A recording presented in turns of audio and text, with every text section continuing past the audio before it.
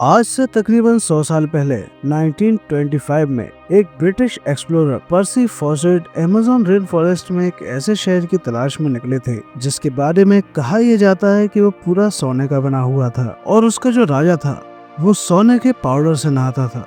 उस दिन पर्सी फॉसेट अपने कैंप से निकले तो थे पर फिर कभी वापस नहीं लौट पाए। आखिर उनके साथ ऐसा क्या हुआ, ये जानने के लिए हमारे साथ आखिर तक बने रहें और हमसे जुड़े रहने के लिए चैनल को सब्सक्राइब करना ना भूलें।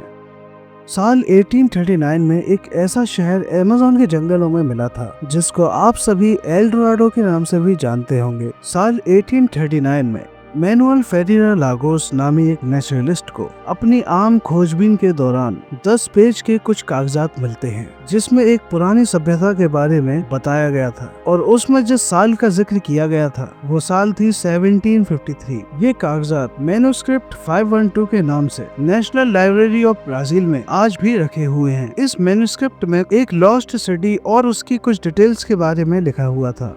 अब देखिए, इतिहास में ऐसे डॉक्यूमेंट्स और मैन्युस्क्रिप्ट की कमी नहीं है जो कि हमें इतिहास में खोए हुए शहरों और मुल्कों के बारे में बताते हों, मगर इस खोज के तकरीबन 80 साल बाद ये डॉक्यूमेंट कॉलोनल पर्सी हैरिसन फॉसेट को मिले जिन्होंने इस शहर की खोज में अपनी जिंदगी लगा दी। ये उसे कहकर पुकारते थे द लॉस्ट सिटी ऑफ जी। साल 1920 में वो पहली बार इस शहर की खोज के लिए निकले थे, मगर रास्ते में उनकी कुछ तबीयत खराब हो गई और इस वजह से उन्हें वापस लौटना पड़ा। पर इससे उनका जोश नहीं। जैसा कि मैंने आपसे शुरू में कहा था, साल 1925 में उसके ठीक 5 साल बाद एक बार फिर उन्होंने अपने बेटे जैक और उसके दोस्त रैगी रिमेल के साथ वापस से एक्सपीडिशन शुरू किया, मगर इस बार उनमें से कोई एक भी वापस नहीं लौटा। अब साल 1541 में भी गोंजालो पिज़ारो ने भी अमेज़न के जंगलों में इस एल डोराडो को खोजने की कोशिश की थी, वो भी 340 लोगों के ग्रुप के साथ। मगर कुछ ही दिनों में उनके ग्रुप की हालत ऐसी हो गई थी कि उन्हें खाली हाथ वापस लौटना पड़ा। अब इन कहानियों के अलावा इस शहर को आज तक फिजिकली कभी देखा नहीं गया है, जिस वजह से इसको आज एक मिथ की तरह भी ट्रीट किया जाता है। अमेज़न रेन फॉरेस्ट दुनिया का सबसे बड़ा फॉरेस्ट है जिसको 8 कंट्रीज आपस में शेयर करती हैं। इसका जो एरिया है वो 70 लाख स्क्वायर किलोमीटर है। ये इतना बड़ा एरिया है कि इसके अंदर इंडिया जैसे 2 देश और यूनाइटेड किंगडम जैसे 28 देश फिट आ सकते हैं। जिस तरह से हम इंसान आज तक ओशियंस का एक बड़ा हिस्सा एक्सप्लोर नहीं कर पाए हैं, वैसे ही अमेज़न रेन फॉरेस्ट का भी एक बहुत बड़ा हिस्सा अभी तक इंसानों की पहुँच से बहुत दूर है। इस जंगल में प्लांट्स, एनिमल और माइक्रोब्स की ऐसी किस्में रहती हैं जिनका अभी सिर्फ 10% ही पता लग पाया है। आप ये सोचिए कि यहाँ पे हर दिन एक नई स्पीशीज एक्सप्लोर की जाती है। इस फॉरेस्ट में तकरीबन 40,000 करोड़ पेड़ मौजूद हैं और इस वजह से इस फॉरेस्ट को अर्थ के लंग्स कहा जाता है। पूरी दुनिया में जितनी भी ऑक्सीजन है उसका 20% अमेज़न रेन फॉरेस्ट रिलीज करता है। एक एस्टिमेट के हिसाब से अमेज़न फॉरेस्ट में तकरीबन 20 लाख लोग रहते हैं जिनका बाहर की दुनिया से कोई कनेक्शन नहीं है। तो क्योंकि इस जंगल को अभी तक हम लोग डिस्कवर नहीं कर पाए हैं, तो इसमें छुपे हुए हर चीज हमारे लिए एक राज है। आज हम इस वीडियो में अमेज़न से जुड़ी कुछ मिस्ट्रीज के बारे में बात करेंगे और सबसे पहले बात करेंगे द सिटी ऑफ गोल्ड के बारे में। इस जंगल की आज तक की सबसे बड़ी मिस्ट्री सोने की एक नगरी बनी हुई है। हाँ, वही एल डोराडो। पुराने लोगों और प्राचीन कागजातों की माने तो पता चलता है कि किसी वक्त में यहाँ एक ऐसा शहर था जो पूरा सोने का बना हुआ था और यहाँ का जो राजा था वो रोजाना सोने के पाउडर से नहा के सारा सोना अमेज़न की इस नदी में बहा देता था। 16th सेंचुरी में यूरोपियंस जब साउथ अमेरिका में आए थे जहाँ अमेज़न फॉरेस्ट मौजूद है, वो लोग अकेले नहीं थे बल्कि बहुत सारे सोल्जर्स उनके साथ थे और वो यहाँ पर कब्जा करने की नियत से आए थे। यहाँ पे आके उनका सामना अमेज़न के लोकल लोगों से हुआ जिन्होंने यहाँ पर अपने खुद के शहर बसाए हुए थे। यूरोपियंस ने उनके बनाए हुए शहरों पर कब्जा कर लिया और 16th सेंचुरी के आखिर में उनको खबर मिली कि अमेज़न फॉरेस्ट की गहराई में एक ऐसा शहर भी है जो पूरा सोने से बना हुआ है। ये बात सुनते ही यूरोपियंस ने एल डोराडो सिटी की खोज शुरू कर दी। उन्होंने अपनी ताकत के हिसाब से अमेज़न फॉरेस्ट का एक बहुत बड़ा हिस्सा छान मारा। यहाँ उनको कई अलग अलग तरीके के कबीले तो मिले, मगर जिस शहर की तलाश उनको थी वो उन्हें नहीं मिला। पर हाँ, यहाँ उनको काफी सारा सोना जरूर मिला। तकरीबन 200 साल की एक बहुत बड़ी खोजबीन के बाद एल डोराडो को एक मिथ करार दे दिया गया। फिर उसके बाद 19th सेंचुरी में ब्रिटिश एक्सप्लोरर पर्सी फॉसेट ने इस एल्डोराडो को ढूंढने का एक बार फिर से जिम्मा उठाया। उन्होंने अमेज़न में 8 अलग अलग जगह एक्सपीडिशन किए और यहाँ उनको एल्डोराडो तो क्या, जिन शहरों का जिक्र यूरोपियंस ने किया था वो तक न मिले। अपने आखिरी एक्सपीडिशन के दौरान पर्सी फॉसेट अमेज़न के ठीक बीच में मौजूद थे जब आखिरी बार उनसे राब्ता हुआ था। उसके बाद जब वो तलाश में निकले तो दोबारा कभी लौटकर नहीं आ पाए। ये 29 मई 1925 का दिन था और जिस जगह से वो गायब हुए थे वो थी मैटो ग्रोसो, जो ब्राजील का एक स्टेट है। उनको कई महीनों तक तलाश किया गया पर ना तो पर्सी फॉसेट मिले, ना उनका बेटा और ना उसका दोस्त, और ना ही इन तीनों की लाशें। साइंटिस्ट हमें बताते हैं कि ये जगह इंसानों के रहने लायक बिल्कुल नहीं है और ना ही यहाँ पे कोई शहर या विलेज बस सकता है। पर आज की एडवांस टेक्नोलॉजी के साथ कुछ लोगों ने ये अंदाजे लगाए हैं कि इस अमेज़न में पूरी पूरी बस्तियां मौजूद थीं। असल बात यह है कि पर्सी फॉसेट जिस जगह खोज कर रहे थे वो जगह तो सही थी पर ढूंढने का तरीका सही नहीं था।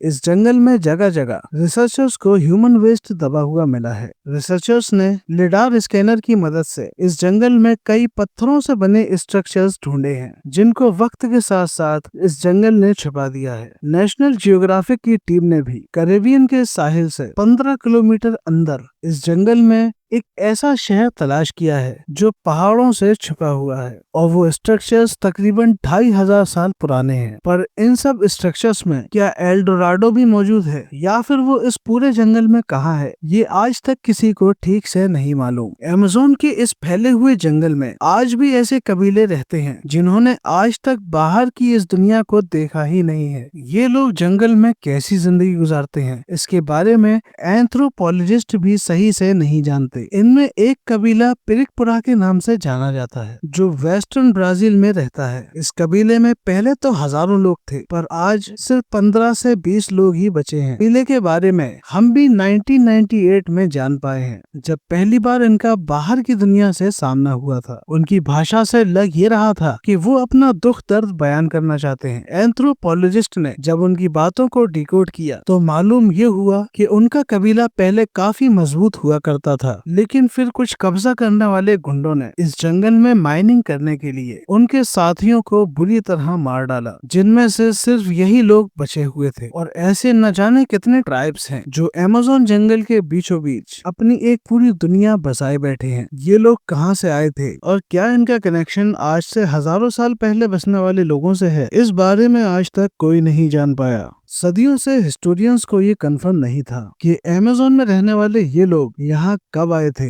और क्या ये हमेशा से यहाँ पर ही रहते थे। लेकिन 2017 में ये पहेली भी सुलझने लगी जब आर्कियोलॉजिस्ट को कोलंबिया के करीब अमेज़न फॉरेस्ट में पहाड़ों पर ये कुछ पेंटिंग्स बनी हुई दिखाई दी। ये बड़े बड़े पत्थर पहाड़ के अंदर पूरी तरह दबे हुए थे। इन पेंटिंग्स को समझने के लिए इनको पूरी तरह एक्सपोज करना बहुत जरूरी था। फिर आर्कियोलॉजिस्ट ने यहाँ पर तकरीबन 13 किलोमीटर की खुदाई की जिससे मालूम हुआ कि किसी दौर में ये पत्थर एक गुफा के अंदर मौजूद थे और इस गुफा में जो पेंटिंग्स इन पत्थरों पर बनी हुई पाई गयी वो तकरीबन 12,000 साल पुरानी थी। उस दौरान आखिरी आइस एज का वक्त चल रहा था और यहाँ पर उस वक्त जंगल नहीं बल्कि बर्फ ही बर्फ मौजूद थी।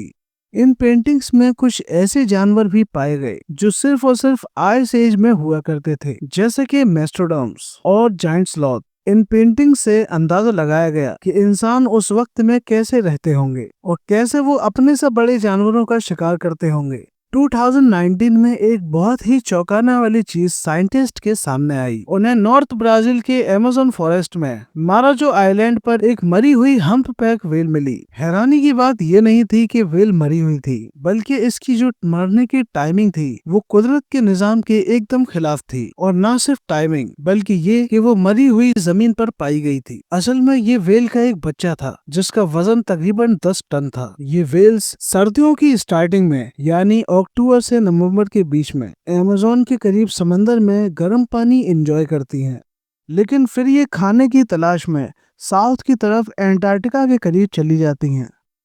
लेकिन सवाल ये है कि ये व्हेल फरवरी में अमेज़न तक कैसे आई। जब रिसर्च की गई तो उससे मालूम हुआ कि जिस दिन ये मिली थी उससे सिर्फ 4 दिन पहले इसकी मौत हुई थी। ना तो इसकी बॉडी पर किसी शिकार के निशान थे और ना ही इसको कोई अंदरूनी चोट लगी थी। ये व्हेल इस मौसम में यहाँ कैसे पहुंची और फिर समंदर से अमेज़न रिवर में कैसे आ गई, और सबसे बड़ा सवाल ये है कि ये नदी से जमीन तक कैसे पहुंची। उस दिन से आज तक कोई भी इस मिस्ट्री को सॉल्व नहीं कर पाया है। अमेज़न फॉरेस्ट का एक सीक्रेट 2013 में डिस्कवर हुआ जब पेरू के करीब एक केमिस्ट्री के स्टूडेंट को अमेज़न के अंदर ये अजीबोगरीब स्ट्रक्चर मिला। ये एक प्लांट के पत्ते के ऊपर बना हुआ था जो देखने में काफी मिस्टीरियस लग रहा था। इसके ठीक बीच में सिल्क से एक कोन बनी हुई थी और चारों तरफ एक बहुत ही शानदार स्ट्रक्चर बना हुआ था जो कि एक जाल जैसा दिख रहा था।